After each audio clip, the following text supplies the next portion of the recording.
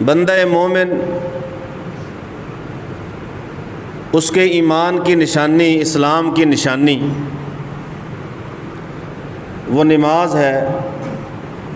رسول اللہ صلی اللہ علیہ وآلہ وسلم نے فرمایا بین العبد و بین الکفر ترک الصلاۃ، بندے اور کفر کے درمیان ایک رکاوٹ، ایک دیوار حائل ہے۔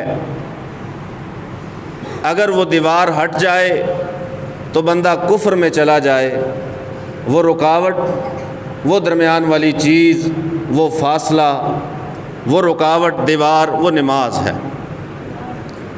العہد الذی بیننا و بینہم الصلاۃ فمن ترکہا فقد کفر ومن ترکہا فقد اشرک۔ نبی کائنات صلی اللہ علیہ وسلم نے فرمایا ہمارے اور کافروں کے درمیان جو فرق کرنے والی چیز ہے وہ نماز ہے۔ فمن ترکہا فقد کفر، جو نماز ہی چھوڑ بیٹھے اس نے کفر کیا۔ ومن ترکہا فقد اشرک، جو نماز ہی چھوڑ بیٹھا اس نے شرک کیا۔ نشانی ہے اسلام کی، مسلمان کی نماز۔ اگر اسی نشانی کو، اسی علامت کو، اسی پہچان کو چھوڑ دیا جائے، یکسر ترک کر دیا جائے تو پھر اسلام کی نشانی اس میں باقی نہیں رہتی۔ نہ صرف یہ کہ رسول اللہ صلی اللہ علیہ وآلہ وسلم نماز کے بارے میں یا نماز کی اہمیت کے بارے میں امت کو آگاہ کرتے ہیں، بلکہ قرآن مجید بھی جگہ جگہ، قرآن مجید میں 700 سے زیادہ جگہوں پر اللہ نے نماز کا تذکرہ فرمایا۔ 700 سے زیادہ مقامات پہ نماز کا تذکرہ فرمایا۔ دوسرے لفظوں میں یوں کہہ لیجئے کہ قرآن میں 700 بار نماز کا حکم ہے، قرآن میں 700 بار نماز کی ترغیب ہے، قرآن مجید میں 700 سے زائد بار مجھے اور آپ کو نماز کی اہمیت یاد دلائی گئی ہے، نماز کی اہمیت کو اجاگر کیا گیا ہے۔ 700 آیتیں، 700 مقامات، 700 سے بھی زیادہ اللہ رب العزت کے فرامین، اگر انہیں نظر انداز کر دیا جائے، اگر انہیں قابل عمل نہ سمجھا جائے، اگر ان کی طرف توجہ ہی نہ دی جائے، کون مسلمان کہے گا کہ 700 آیتیں، 700 احکام، 700 اللہ رب العزت کے فرمودات و ارشادات، ان کا منکر، ان کا تارک وہ دائرہ اسلام میں ہے؟ کوئی نہیں کہے گا۔ اس قدر اہمیت ہے کہ رسول اللہ صلی اللہ علیہ وآلہ وسلم نہ صرف یہ کہ خود نماز کی پابندی کرتے، بلکہ آپ صلی اللہ علیہ وسلم نماز کی پابندی کروایا بھی کرتے، گھر والوں کو نماز کا حکم دیتے۔ قرآن کہتا ہے، سورہ طٰہٰ ہے، وَأْمُرْ أَهْلَكَ بِالصَّلَاةِ وَاسْتَبِرْ عَلَيْهَا لَا نَسْأَلُكَ رِزْقًا۔ اے پیغمبر صلی اللہ علیہ وآلہ وسلم، آپ اپنے گھر والوں کو نماز کا حکم دیجئے، اور ایک آدھ بار نہیں، وَاسْتَبِرْ عَلَيْهَا، اس حکم کو جاری رکھیے، دیتے رہیے۔ لا نسألک رزقا، ہم نے آپ سے رزق کا مطالبہ تو کیا ہی نہیں ہے، نحن نرزقک، رزق ہم دیتے ہیں، مطالبہ عبادت کرنے کا ہے۔ رسول اللہ صلی اللہ علیہ وآلہ وسلم صبح کے وقت جب اپنے اہل خانہ کو نماز کے لیے بیدار کرتے تو آپ صلی اللہ علیہ وسلم اسی آیت کو پڑھ رہے ہوتے، وَأْمُرْ أَهْلَكَ بِالصَّلَاةِ، میرے گھر والوں، یہ میں اپنی طرف سے تم پہ لاگو نہیں کر رہا، میرے اللہ کا حکم ہے کہ اے پیغمبر صلی اللہ علیہ وسلم اپنے گھر والوں کو نماز کا حکم دیجیے۔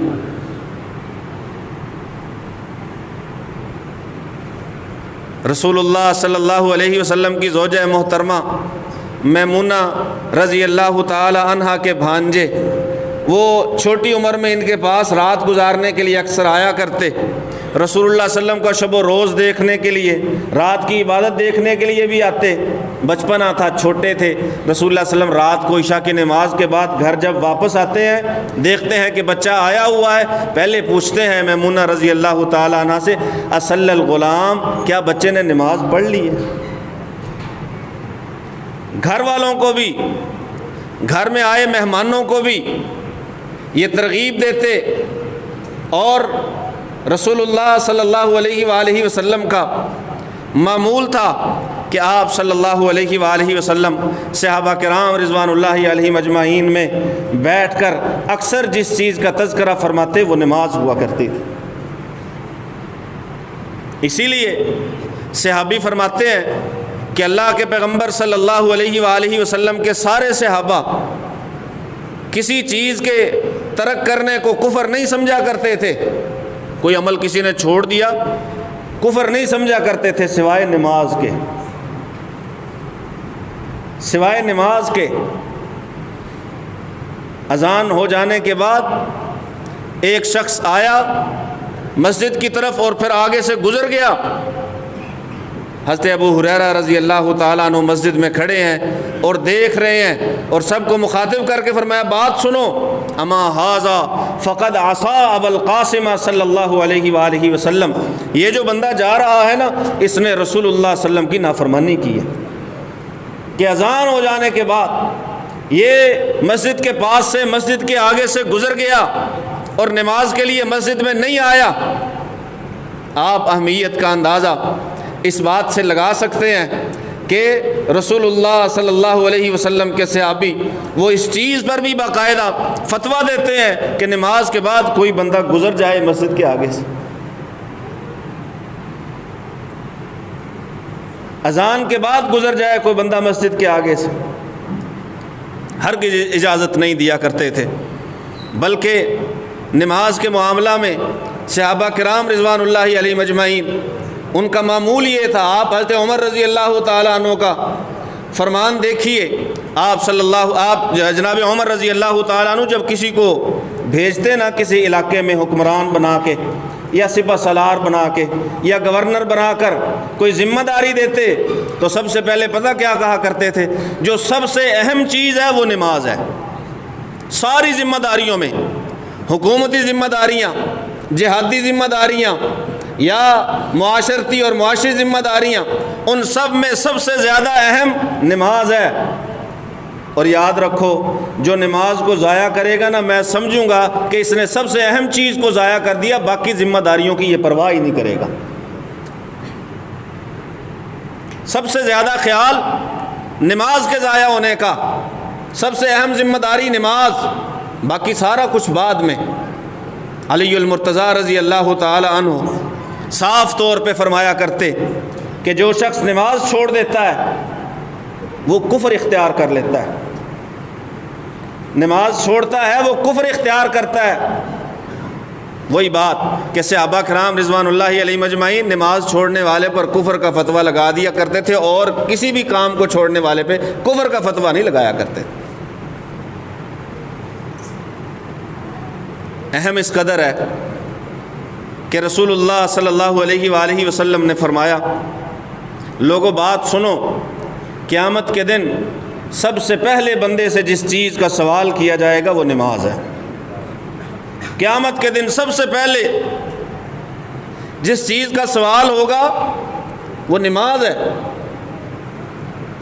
کسی بندے کے امتحان ہو، سب سے پہلے وہ اسی کی تیاری کرے گا نا جو سب سے پہلے پرچہ ہوگا۔ جس چیز کا امتحان سب سے پہلے ہوگا وہ تیاری بھی سب سے پہلے اسی کی کرے گا، سب سے زیادہ تیاری بھی اسی کی کرے گا، سب سے پہلے تیاری اسی کی کرے گا۔ اگر پہلے امتحان کی تیاری نہ ہو، ساتھ میں رسول اللہ صلی اللہ علیہ وسلم کا پتہ کیا فرمان ہے؟ اگر نماز پوری نکلی نا، باقی عمل بھی اللہ اپنی رحمت سے پوری کر دے گا۔ فیصلہ یہی ہو جانا ہے۔ اگر نماز ہی پوری نہ نکلی، بندہ کہتا رہے وہ میرے ڈھیر لگے ہوئے ہیں صدقوں کے، وہ میں نے قربانیاں کی ہوئی ہیں، وہ میں نے عمرے کیے ہوئے ہیں، میں نے روزے رکھے ہوئے ہیں، میں نے تو بڑے فلاحی رفائی کام کیے ہوئے ہیں، وہ دیکھو ڈھیر لگے ہوئے ہیں۔ کہتا رہے بندہ، رسول اللہ صلی اللہ علیہ وسلم نے فرمایا اگر نماز ہی پوری نہ نکلی باقی اعمال کی طرف نہیں دیکھا جائے، باقی عملوں کی طرف نہیں دیکھا جائے گا۔ نماز ناقص نکلی، نماز میں کمی نکلی، تارک نماز نکلا، باقی اعمال کی کوئی اہمیت نہیں اگر نماز نہیں۔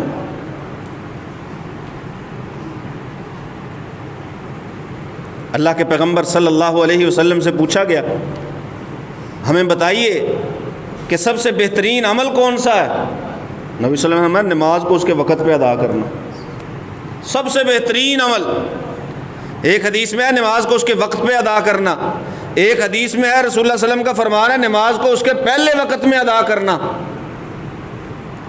یہ عمل سب سے بہترین ہے، سب سے افضل عمل یہ ہے کہ بندہ نماز ادا کرے، نماز کو اس کے وقت میں ادا کرے، نماز کو اول وقت میں ادا کرے، نماز کو لیٹ نہ کرے، نماز سے غفلت نہ برتے، کیونکہ مالک کائنات فرماتے ہیں فویل للمصلین، ایسے نمازیوں کے لیے تو ہلاکت ہے، الذین ھم عن صلاتہم ساہون، جو اپنی نمازوں سے ہی غافل ہیں، نمازوں سے غافل، اللہ فرماتے ہیں ہلاکت ہے ایسے نمازیوں کے لیے۔ اور یہ جو میں نے سورہ قلم کی 2 آیتیں پڑھی ہیں ان میں اللہ وحدہ لا شریک فرماتے ہیں قیامت کا دن ہوگا، یکشف عن ساق، اللہ اپنی پنڈلی سے کشف فرمائیں گے۔ رسول اللہ صلی اللہ علیہ وسلم نے حدیث میں اس کی وضاحت کی ہے، اللہ اپنی پنڈلی سے کشف فرمائیں گے، وَيُدْعَوْنَ إِلَى السُّجُودِ، اور لوگوں کو بلایا جائے گا آؤ بھی سجدہ کر لو۔ مالک کائنات نے کشف فرما دیا پنڈلی سے، آؤ سجدہ کرو، جھک جاؤ۔ فَلَا يَسْتَطِيعُونَ، کچھ لوگ ہوں گے جھک نہیں سکیں گے۔ فرمایا رسول اللہ صلی اللہ علیہ وسلم نے جھکنے کی کوشش کریں گے لیکن ان کی کمر ایسے اکڑ جائے گی جیسے تختہ ہوتا ہے، سیدھا تختہ، وہ جھکنے کی کوشش کریں گے جھک نہیں سکیں گے۔ کیوں؟ وَقَدْ كَانُوا يُدْعَوْنَ إِلَى السُّجُودِ وَهُمْ سَالِمُونَ، کیونکہ اس سے پہلے انہیں سجدے کے لیے بلایا جاتا تھا جب یہ سجدہ کرنے کی طاقت رکھتے تھے لیکن مانتے،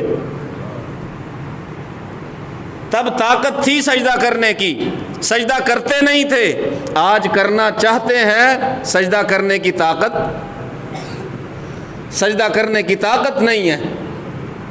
ایسے لوگ جنہیں اللہ وحدہ لا شریک قیامت میں سب کے سامنے رسوا و ذلیل کرے گا، وہ یہی لوگ ہوں گے نا جو سجدے میں ہی نہیں جا سکیں گے، کمر اکڑ جائے گی۔ کیوں؟ کیونکہ دنیا میں سجدہ کیے ہی نہیں ہے، دنیا میں سجدہ نہیں کیا، نماز نہیں پڑھی۔ اللہ وحدہ لا شریک انہیں پھر قیامت کے دن بھی سجدے کی توفیق نہیں دے گا، جب یہ اپنے مالک کو دیکھ رہے ہوں گے اس وقت بھی سجدہ نہیں کر سکیں گے۔ کیوں؟ دنیا میں سجدہ نہیں کیا۔ آئیے علی المرتضیٰ رضی اللہ تعالیٰ عنہ کے فرمان کے بعد امام ابو حنیفہ رحمہ اللہ تعالیٰ وہ فرماتے ہیں جو بندہ بے نماز ہے اسے قید میں ڈال دیا جائے، قید میں ڈال دیا جائے، قید میں ہی رکھا جائے جب تک توبہ نہ کرے، قید میں ہی رکھا جائے جب تک مر نہ جائے، یا تو توبہ کر لے باہر آ جائے نماز پڑھنے لگے، یا پھر توبہ نہیں کرتا نماز پڑھنے کا عہد نہیں کرتا تو جیل میں ہی رہے، جیل میں اس کی جان نکلے۔ یہ بے نماز۔ آگے آ جائیے، شیخ عبد القادر جیلانی رحمہ اللہ تعالی فرماتے ہیں نہ تو اسے غسل دیا جائے، جو بے نماز مر گیا اسے غسل نہ دیا جائے، نہ اسے کفن پہنایا جائے، ولا يدفن فی مقابر المسلمین، نہ اسے مسلمانوں کے قبر میں دفن کیا جائے، نہ ولا یصلی علیہ، نہ اس کی نماز جنازہ پڑھی جائے۔ اس کی کیسی نماز جس کی اپنی نماز ہی نہیں ہے، نہ غسل، نہ کفن، نہ جنازہ، نہ مسلمانوں کی قبر میں تدفین۔ جانور تھا مر گیا، درندہ تھا مر گیا، گڑھا کھودو، گڑھا کھود کے اس میں پھینک دو، مسلمانوں کی قبروں کے نزدیک نہ لگے۔ بزرگان دین کا نام لیتے ہیں، ہم عزت و توقیر کرتے ہیں، ان کے ساتھ اپنے سلسلے کو بھی جوڑتے ہیں، اور بھی ان کے نام پہ جو جو کچھ کیا جاتا ہے وہ آپ سب کے علم میں ہے۔ ذرا ان کا فتویٰ بھی دیکھیے، ذرا فتویٰ بھی دیکھیے۔ آپ مرید رہیں، فتویٰ بھی دیکھیں،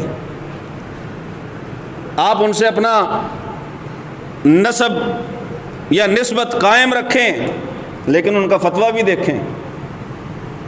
آپ ان کے فضائل بھی بیان کریں، لیکن ساتھ ان کا فتویٰ بھی دیکھیں۔ بے نماز کو فرماتے ہیں حق نہیں ہے کہ مسلمانوں کے قبرستان میں جا دفن ہو، ہرگز دفن نہ کیا جائے، بلکہ اسے یوں ہی کسی گڑھے میں پھینک دیا جائے۔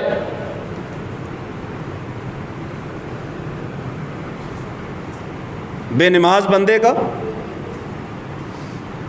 دین اور بے نماز بندے کا اسلام، بے نماز بندے کا ایمان۔ آئیے رسول اللہ صلی اللہ علیہ وسلم کے ایک فرمان کو پڑھتے ہیں۔ طائف فتح ہوا، وفد آ گیا رسول اللہ صلی اللہ علیہ وسلم کے پاس، اسلام لے آئے، لیکن ساتھ ہی کہتے ہیں جی کچھ شرائط ہیں ہماری۔ کیا شرائط ہیں؟ ایک تو نا ہمیں جہاد کے لیے نہیں نکالا جائے گا، دوسری شرط یہ ہے کہ جو آپ بطور زکوٰۃ مال وصول کرتے ہیں وہ ہم سے وصول نہیں کیا جائے گا، تیسری بات یہ ہے کہ نماز کے لیے ہمیں نہیں کہا جائے گا، نماز نہیں پڑھیں گے۔ تین باتیں نبی صلی اللہ علیہ وسلم نے فرمایا ٹھیک ہے جہاد کے لیے بندے ہیں، تمہیں نہیں کہا جائے گا کہ نکلو، اور زکوٰۃ کا بھی فوراً ابھی تمہیں نہیں کہا جائے گا کیونکہ ابھی سال ہی نہیں گزرا، سال گزرے گا تو اس کے بعد معاملہ ہوگا۔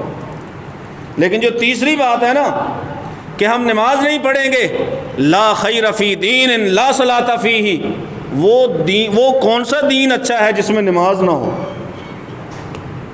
لا خیر فی دین۔ طائف سے آئے تھے رسول اللہ صلی اللہ علیہ وآلہ وسلم کو، ہو سکتا ہے طائف کا وہ سفر بھی یاد آئے، یا سفر یاد آیا ہو اس وقت کہ میں کتنی محنت مشقت سے ان کے پاس پہنچا تھا دعوت دین دینے کے لیے، ایمان نہیں لائے تھے، مجھے تکلیف پہنچائی تھی، میں نے اس وقت ان کی ہدایت کی دعا کی تھی، اللہم اہد قومی فإنہم لا یعلمون۔ فرشتے نے کہا تھا کچل دوں، کہا نہیں کچلنا نہیں ہے، ہو سکتا ہے ان کی نسلوں میں سے کچھ لوگ پیدا ہوں جو ایمان لائیں، ایمان کا دفاع کریں۔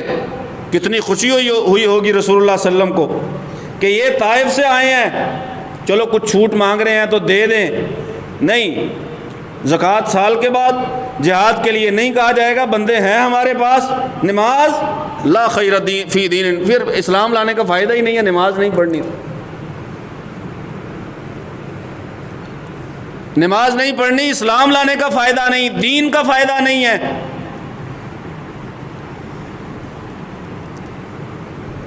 ہم نے بھلا دیا ہے نماز کو، چھوڑ چکے ہیں نماز، احکام نماز کو پس پشت ڈال چکے ہیں۔ رمضان المبارک آتا ہے، نمازیوں کی تعداد بڑھ جاتی ہے، نماز پڑھتے ہیں،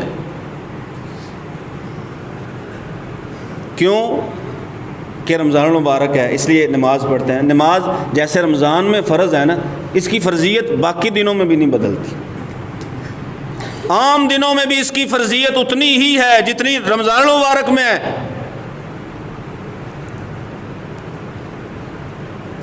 رمضان المبارک میں بندے کو سمجھ آتی ہے کہ نماز پڑھنی ہے، کیوں؟ نماز نہیں پڑھوں گا تو روزہ نہیں ہوگا، روزہ میں نے رکھنا ہے، نماز نہ پڑھوں گا تو روزہ نہیں ہوگا، اگر روزوں کے بعد نہ پڑھو گے پھر کیا ہوگا؟ قبول تو اس نے کرنی ہے، روزے بھی اس نے قبول کرنے ہیں، عبادات بھی اس نے قبول کرنی ہے، قیام بھی اس نے قبول کرنا ہے، اعتکاف بھی اس نے قبول کرنا ہے، صدقے بھی اس نے قبول کرنے ہیں۔ اگر رمضان کے بعد چھوڑ جاؤ گے اسے، اس کی نماز کو، اس کی عبادت کو توجہ ہی نہیں دو گے، تو پھر یاد رکھو وہ اس بات پہ قادر ہے کہ وہ ساری عبادتوں کو ضائع کر سکتا ہے، وہ ساری عبادتوں کو ضائع کر سکتا ہے، اس کو کوئی پرواہ نہیں ہوگی نماز کی پابندی کیجئے خود بھی، کیونکہ نماز یہ بندے کو جہنم سے بچاتی ہے، جہنم سے بچائے گی نماز۔ اولاد کو حکم دو، کیونکہ انہیں جہنم سے بچانا بھی آپ کی ذمہ داری ہے۔ یا ایھا الذین آمنوا قوا انفسکم واہلیکم نارا۔ ایک عالم نے واقعہ سنایا کہ وہ سفر سے کہیں آئے، کسی بڑے شہر کے ایئرپورٹ پہ اترے اور قریب کی مسجد میں جو ہے نا وہ چلے گئے، فجر کی نماز کا وقت تھا۔ تو وہ گئے تو لوگوں نے پہچان لیا کہ یہ تو بڑے عالم ہیں۔ انہوں نے کہا جی نماز کے بعد نا ہمیں درس ضرور دینا ہے، کوئی دین اسلام کی بات سنانی ہے۔ انہوں نے کہا ٹھیک ہے کوئی بات نہیں۔ نماز پڑھی، نماز کے بعد انہوں نے دیکھا کہ کچھ ادھیڑ عمر لوگ ہیں، کچھ بوڑھے ہیں فجر کی نماز میں، انہیں بچہ ایک ہی نظر آیا۔ کہنے لگے لمبا چوڑا درس نہیں ہے، بس ایک سوال کا جواب دے دو، کیا آپ سب بے اولاد ہیں اور صرف ایک ہی گھر میں بچہ ہے یہاں جتنے ارد گرد گھر ہیں؟ کیا سب بے اولاد ہیں؟ ایک ہی گھر کا بچہ ہے، باقی کسی کی اولاد نہیں ہے؟ کہا نہیں جی اولاد تو ہے، اولاد تو ہے۔ اگر اولاد ہے تو پھر کیا وہ مسلمان نہیں ہے؟ خود اٹھ کے آگے نماز کے لیے، کیا انہیں اٹھانا، انہیں بیدار کرنا یہ آپ کی ذمہ داری نہیں ہے؟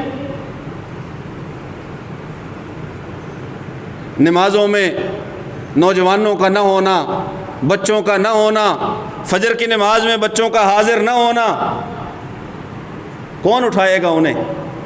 کون بیدار کرے گا انہیں نماز کے لیے؟ اہمیت بتاؤ انہیں نماز کی کہ ایک نابینا شخص رسول اللہ صلی اللہ علیہ وسلم کے پاس آیا۔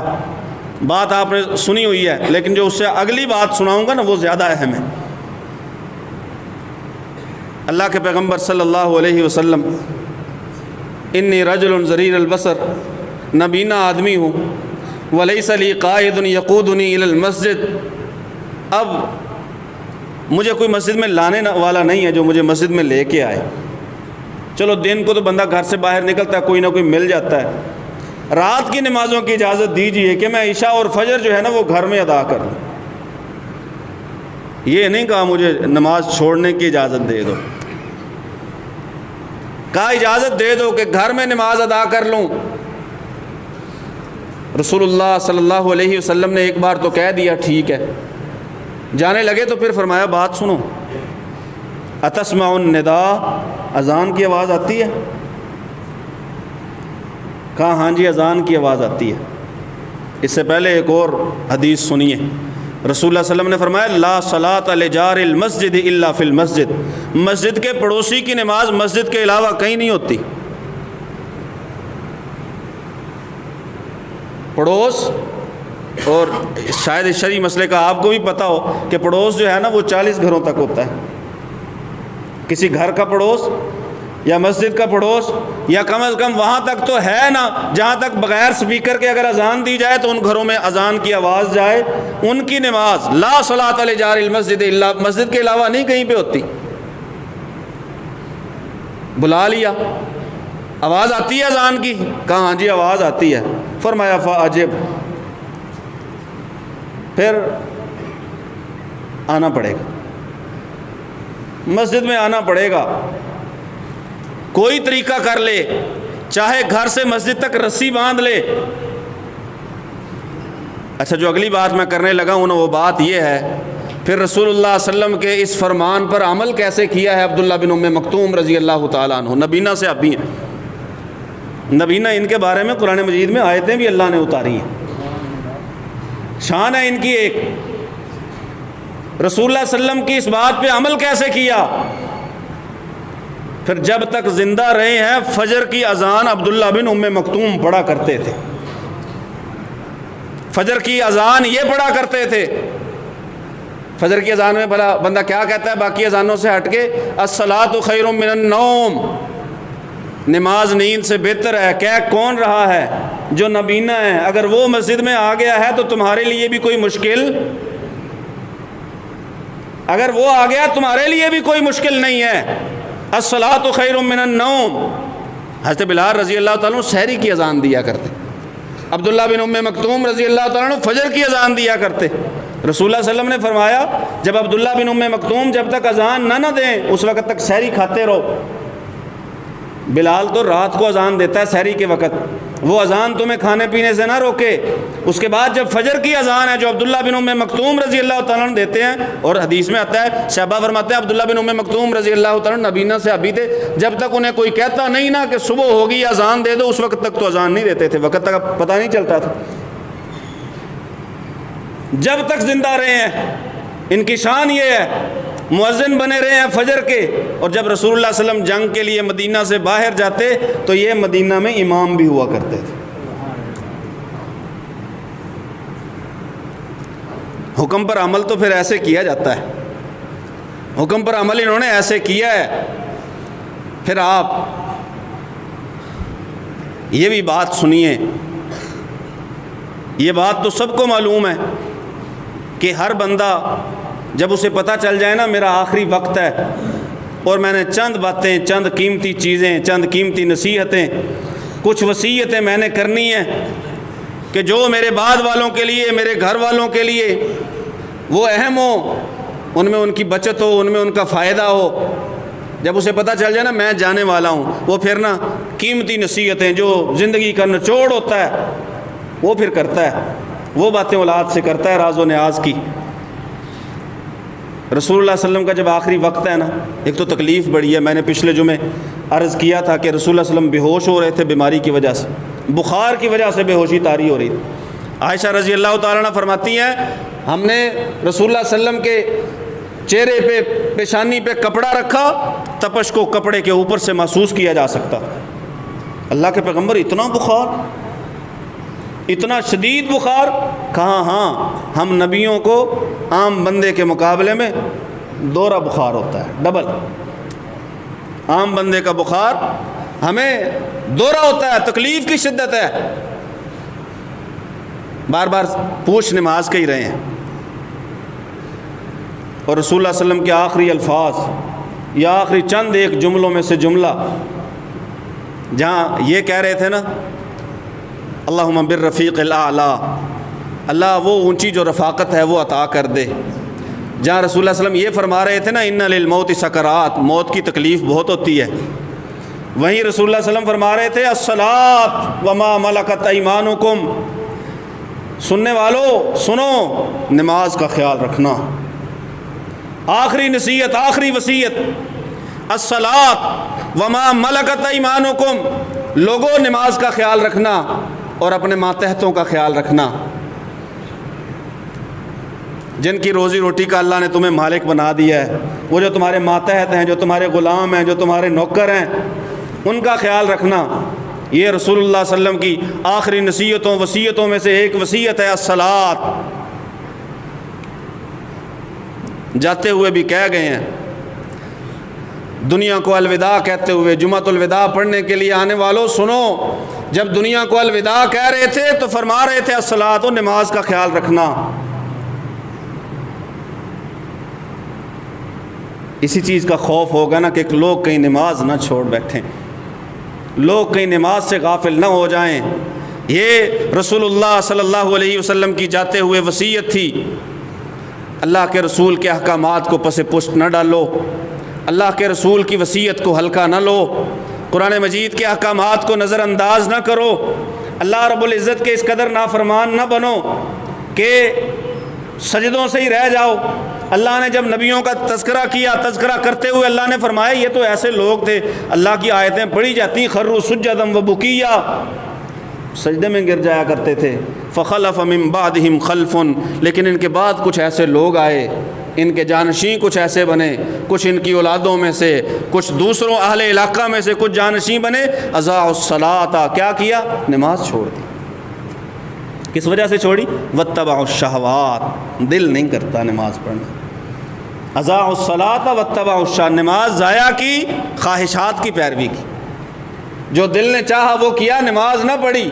فسوف یلقون غیا، اللہ فرماتے ہیں یہ جہنم کا ایک طبقہ ہے، غی، اس میں جا گریں گے۔ آپ کبھی تفصیل پڑھیں نا جہنم کے اس طبقے کی، یہ طبقہ کون سا ہے؟ جو نماز ضائع کرتے رہے ان کے لیے اللہ نے اس خاص طبقے کا کیوں ذکر کیا ہے؟ جہنمیوں کی جلنے کی وجہ سے جو پیپ اور پس اور خون بہے گا وہ سیدھا اسی وادی میں جایا کرے گا۔ فسوف یلقون غیا، یہ ہے وادی جو اللہ نے ان کے لیے رکھی ہے جنہوں نے نمازیں ضائع کر رکھی ہیں، جنہیں نمازوں کی پرواہ نہیں ہے۔ نمازوں کی پرواہ کرو امت مسلمہ، نمازوں کو ضائع نہ کرو۔ جیسے رمضان المبارک میں مسجدیں بھری ہوتی ہیں، جیسے آج مسجد بھری ہوئی ہے، حق تو یہ ہے کہ ہر نماز میں ایسا ہی ہو۔ ہاں کوئی سفر پہ چلا گیا نماز کے لیے نہیں آ سکا، یہ الگ بات ہے۔ کوئی بیمار ہو گیا نماز کے لیے نہیں آ سکا، زیادہ بیمار ہے اسے اجازت ہے، مریض کو اجازت ہے۔ بارش زیادہ آ گئی نہیں آ سکتا، اجازت ہے۔ باقی کرکٹ کوئی اجازت نہیں ہے، اپنے دوستوں کی مجلس اور بیٹھک اس کی کوئی اجازت نہیں ہے کہ نماز چھوڑ دو، کاروبار اس کی کوئی اجازت نہیں ہے، بلکہ اللہ تو فرماتے ہیں انما یرید الشیطان ان یوقع بینکم العداوۃ والبغضاء فی الخمر والمیسر، شیطان تو چاہتا ہے تمہیں لڑا دے، بغض پیدا کر دے، تم میں شراب کو لے آئے، جوے کو لے آئے، وَيَصُدَّكُمْ عَنْ ذِكْرِ اللَّهِ وَعَنِ الصَّلَاةِ، اور ان ساری چیزوں میں الجھا کے اللہ کے ذکر اور نماز سے تمہیں روک دے۔ اللہ فرماتے ہیں رجال لا تلہیہم تجارۃ ولا بیع عن ذکر اللہ واقام الصلاۃ، جو اللہ کے نیک بندے ہیں، جو حقیقی طور پہ مومن مرد ہیں، انہیں تو نماز سے اور اللہ کے ذکر سے نہ تجارت روک سکتی ہے نہ خرید و فروخت روک سکتی ہے۔ لا تلہیہم تجارۃ، غافل ہی نہیں کر، روکنا تو دور کی بات ہے نا، وہ ان کا دھیان بھی نہیں بھٹکا سکتی۔ ایسے لوگ ہیں، نماز کو قائم کرو۔ اور آخری بات، امت محمد صلی اللہ علیہ وآلہ وسلم کا درد اپنے دل میں پیدا کرو۔ خدا را اسرائیلی ظالم جو ہیں فلسطینی مظلوموں کے اوپر جو ظلم ڈھا رہے ہیں، ان کا مظلوموں کا احساس اپنے دل میں پیدا کرو۔ اہل فلسطین، اہل اقصیٰ کا احساس اپنے دل میں پیدا کرو۔ ہر وہ چیز اپنے گھر میں لانی چھوڑ دو، استعمال کرنی چھوڑ دو، کھانی چھوڑ دو، پینی چھوڑ دو، پہننی چھوڑ دو، ہر وہ چیز استعمال کرنی چھوڑ دو۔ جو کمپنی جا کے یہودیوں کی فوجوں کو جا کے پیسے دیتی ہیں مسلمانوں پہ بمباری کرنے کے لیے، بائیکاٹ کر دو، خدارا پکا بائیکاٹ کر دو۔ روزہ رکھ لو، جیسے صبح سے شام تک روزہ رکھے رہتے ہو نا، ان چیزوں سے پکا روزہ رکھ لو۔ انشاءاللہ موت نہیں کسی کو آئے گی وہ چیزیں چھوڑنے سے، کسی کو موت نہیں آئے گی، لیکن اگر چھوڑ دو گے تو امید بڑی ہے کہ کچھ زندگیاں ضرور بچیں گی، کچھ زندگیاں ضرور بچیں گی۔ زندگیوں کو بچانے کے لیے، اہل غزہ کے بچوں کو بچانے کے لیے، اپنے بچوں کو بچانے کے لیے، امت مسلمہ کے بچوں کو بچانے کے لیے، امت محمد کو بچانے کے لیے، اور مستقبل میں اپنی مسجدوں کی، اپنی نسلوں کی حفاظت کے لیے خدا را بائیکاٹ کیجئے۔ ہر وہ چیز جو کافروں کو سپورٹ کرے، یہ لسٹیں ساری شائع ہوئی ہوئی ہیں، نشر ہوئی ہوئی ہیں، ہر ایک کو پتہ ہے۔ کبھی بھی جان بوجھ کر ایسی چیز نہ خریدیں کہ جس کے بارے میں بتایا جا چکا ہے کہ یہ جا کے یہودی فوجوں کو پیسے دیتے ہیں، یا یہ ایسے ملک کی پروڈکٹ ہے کہ جو یہودیوں کے ساتھ کھڑے ہیں اور انہیں جو ہے نا وہ مدد پہنچا رہے ہیں، انہیں مدد مہیا کر رہے ہیں۔ اللہ سے دعا ہے اللہ سن سمجھ کر عمل کی توفیق نصیب فرمائے۔ وما علیہ